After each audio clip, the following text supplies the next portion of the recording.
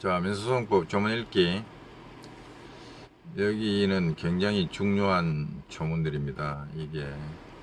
자, 읽어봅니다. 제51조 당사자 능력, 소송 능력 등에 관한 원칙. 51조에서 몇 가지를 정하고 있습니다. 첫째, 당사자 능력. 민사공부 처음 한 사람들은 생소한 용어죠. 당사자 능력. 민법 공부하신 분은 권리 능력 생각을 하면 되고요. 소송 능력. 이 소송 행위를 할 수 있는 능력입니다. 이거는 당사자가 될 수 있는 능력이고, 당신이 능력이 있어야 당사자를 만들어 주겠다. 소송, 이거는 행위에 관해서 당신이 능력이 있어야 소송 행위가 유효하다. 소송 행위를 할 수 있게 해주겠다.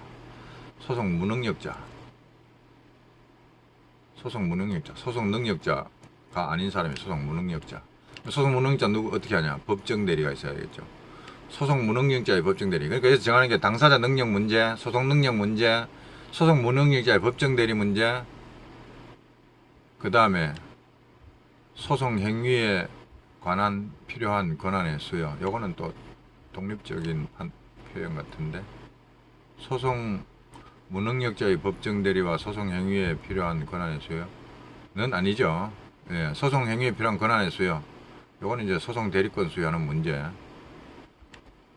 소송 무능력자는 법정 대리이고, 그 다음에 소송 능력이 있는 사람이라 하더라도 소송 행위의 권한을 수여가 다른 사람을 시킬 때 소송 대리권 수여 문제는 이 법에 특별한 규정이 있으면 이 법에 따르고, 이 법에 특별한 말이 없으면 민법 그 밖의 법률을 따라가라. 민법이 기본이 되는 거죠. 그러니까 민법에 따라가라. 내가 나중에 한번 살펴볼게요. 이렇게 되고, 이때 굉장히 중요한 점이에요. 어쨌든 한번 더 읽어봅시다. 당사자 능력, 소송 능력, 소송 무능력자의 법정 대리 문제, 소송 행위에 필요한 권한의 수혜 문제는 이 법에 특별한 규정이 없으면 민법 그 밖의 법률에 따른다. 이렇게 되고요. 자, 52조 법인 아닌 사단의 당사자 능력. 법인 아닌 사단은 민법에서는 원래 권리 능력이 없어야 되는데 예외적으로 이제 판례가 인정해 준 것 같아요. 민법 법인 아닌 사단이 권리 주체가 될 수 있다 이러는 거. 어쨌든 민사소송법에서도 법인 아닌 사단, 민법에는 법인 아닌 사단은 총류한다고 그런 규정은 있는데, 법인 아닌 사단이 권리 능력을 갖는다는 규정은 없습니다. 근데 민사소송법에서는 인정했어요. 법인 아닌 사단이나 재단은 대표자 또는 관리인이 있는 경우에는 그 사단이나 재단의 이름으로 자기 이름을 쓸 수 있다. 이게 당사자 능력이 있는 거죠. 우리 집 고양이 키우는데 고양이 이름으로 뭐 소송을 할 수가 있나? 이 뭐 소유권을 가질 수가 있나? 그건 당사자 능력도 없고 권리 능력이 없는 겁니다. 근데 이 사단이나 재단은 고양이보다는 훨씬 낫네요. 자기 이름으로 당사자가 될 수 있네. 그래서 법인 아닌 사단 등의 당사자 능력을 민사소송법 제52조가 인정하였다는 얘기가 법서적 읽다 보면 곳곳에 나옵니다. 자, 이 바로 그 규정입니다. 자, 민사소송법에 특별한 규정이 없으면 민법 등의 원칙에 따르는 것들. 1. 당사자 능력. 민사소송의 당사자 능력은 민법의 권리 능력에 상한다. 근데 권리 능력이 뭔가요? 권리 능력은 권리의 주체가 될 수 있는 자격을 말합니다.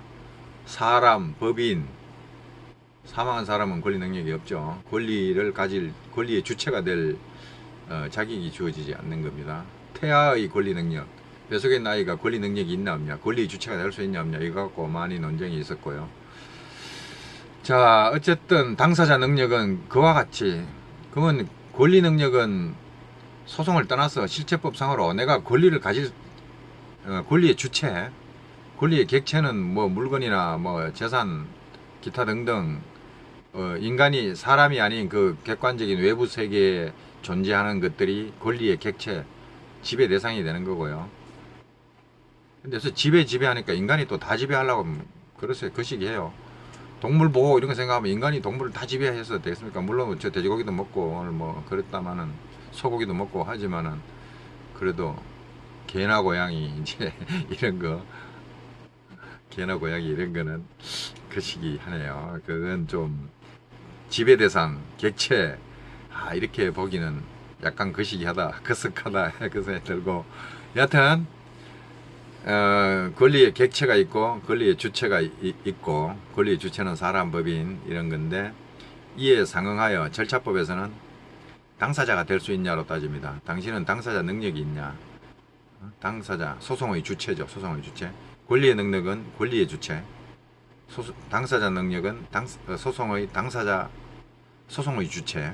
소송의 객체는 뭘까요? 소송의 객체는 소송물, 나중에 나옵니다. 소송물. 소송에서는 소송의 주체들이 국가기관이라는 심판관을 놓고 둘이 막 싸워가지고 저 소송의 객체가 어떻게 되느냐를 판단하는 과정이죠. 그러니까 소송에도 소송의 주체 객체가 있고 민법의 권리에도 권리의 주체 객체가 있고, 근데 이제 소송법은 좀 다르죠. 하나가 더 끼어들죠. 소송의 주체에 법원이 끼어듭니다. 법원이 심판하려고. 자, 그래서 당사자 능력이 뭐냐? 민사소송의 당사자 능력은 민법의 권리 능력에 상응하는 것이다. 권리 능력은 실체법상의 권리의 주체가 될 수 있는 자격을 말하고, 당사자 능력은 절차법에서 소송상 당사자가 될 수 있는 자격을 말한다. 그 다음에 소송 능력을 따집니다. 이제 당사자 능력이 있어야 소송 능력이 필요하겠죠. 당사자 능력 없으면 당사자로 인정을 안 해주는데 법원에 출입할 일이 없고 법원에 구경 가는 거 방청하러 밖에 못 갑니다. 당사자가 될 수가 없습니다.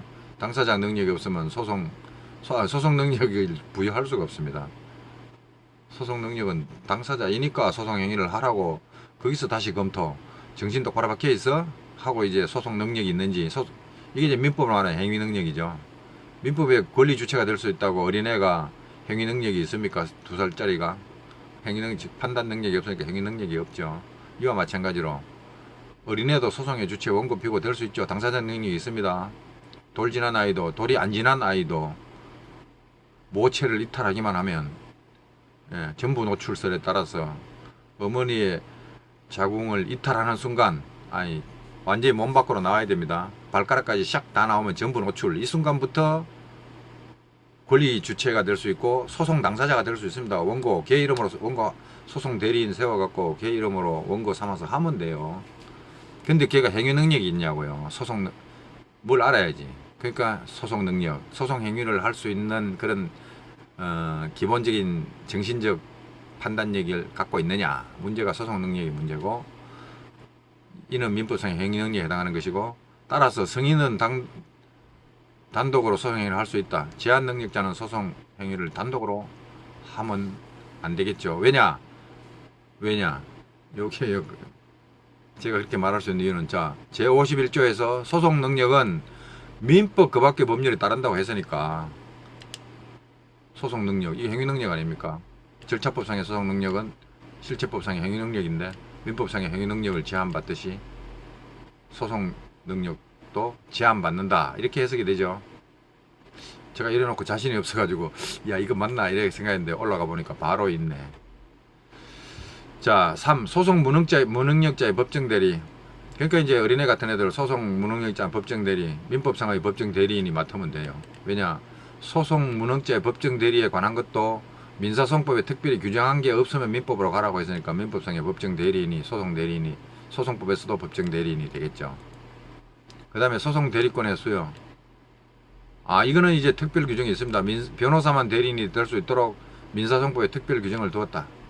뭐 변호사 대리 원칙이고, 그 다음에 뭐 단독 판사 사건 뭐 얼마 미친가 모르겠습니다. 일정한 액수 이하 사건에서는 뭐 가족이라든가 이런 사람들이 소송 대리 허가 신청 내 가지고 허가 받아서 또 소송 대리인이 일부 사건에서 가능하죠. 원칙은 변호사 대리입니다. 민사소송법 제87조 이게 특별 규정을 두는 바람에, 법률에 따라 재판상 행위를 할 수 있는 대리인 외에는 변호사 아니면 소송 대리인이 될 수 없다. 87조. 법률상 재판상 행위를 할 수 있는 대리인, 이게 뭐냐? 이거는 공부하지 맙시다. 이거는 뭐 상법상에 뭐 무슨 대표자들하고 지배인이 여기에 해당하는가 뭐 하여튼 등등, 이거는 다른 법을 공부해야 알 수 있기 때문에 저는 여기서는 접고, 어쨌든 원칙은 변호사 아니면 소송 대리인이 될 수 없다. 변호사 대리의 원칙입니다. 자, 5. 법인 아닌 사단. 민법상으로는 권리 능력이 제한되지만 없죠. 사실은 없다가 민법상에 그게 판례가 인정해 준 거죠. 그러면 있네. 권리 능력이 판례가 인정했던 누가 인정했던 법 규정에 있던 어쨌든 있고 그것이 이제 자연인처럼 전면적으로 인정되지는 않죠. 일부 제한이 있다고 봐야 되고요. 상속권도 없고요. 하기야 뭐 아버지가 없으니 아버지 어머니가 없으니 상속권을 인정한다 해도 무의미하네. 자, 소송법에서는 당사자 능력이 인정된다. 예, 당사자 원고 피고 될 수 있다 이 말이죠. 그러므로 법인 아닌 사단재단은 자기 이름으로 무슨 법인, 무슨 사단법인, 사단법인이면 법인이지. 무슨 동불학회, 무슨 종친회, 뭐 무슨 회 이런 이름으로 법인 아닌 사단으로 인정되면 자기 이름으로 원고가 피고가 됩니다. 소송법상으로는 법인과 마찬가지다. 증명서류가 좀 복잡할 뿐. 그렇죠. 이거 증명해야 됩니다. 대표자 자기형 이거 민사소송 규칙법은 나올 건데 등기할 때도 마찬가지고 서류 복잡해요. 그래서 법인 아닌 사단 사건은 제가 웬만하면 돈 왕창 안 주면 안 맞습니다. 근데 법인 아닌 사단 솔직히 맡기는 사람들이 돈 많이 주고 싶은 사람 한 명도 없어요. 그러니까 아예 안 맞습니다. 딱 까놓고 엄청 머리만 아프고 이거 할 바에야 간단한 등기 하나 하고 수십만 원 벌지. 이거 맞지 마세요. 이거 공개 강의인가요? 이거 맡으세요로 분명히 수정했습니다. 근데 저는 별로 안 좋아합니다. 이거 골치 아파. 돈도 안 되는 게 머리만 엄청 아파.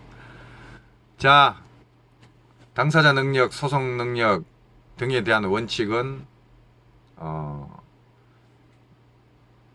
민사소송법에 특별한 규정이 없으면 그 밖에 법률에 따르고 쭉 살펴봤는데 당사자 능력, 소송 능력, 소송 무능력자의 법정 대리에 대해서는 특별한 규정이 없고 소송 대리권 권한 수에 대해서는 변호사 대리 원칙이 정해져 있고 그 다음에 다른 데서 보겠지만 예외도 있다.